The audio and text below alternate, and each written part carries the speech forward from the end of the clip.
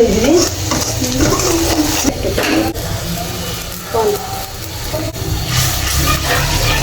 গুঁড়া দেখো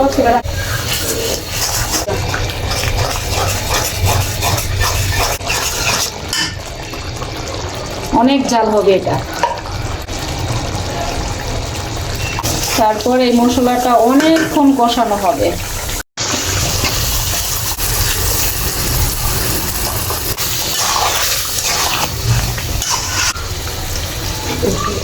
তারপরে তো এখানে ঢাকনা দিয়ে ডেকে অনেকক্ষণ কষানো হবে।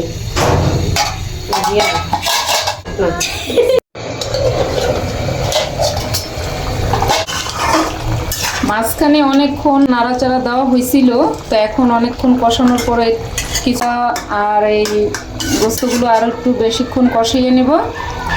আবার ঢাকনা দিয়ে ডেকে দিচ্ছি।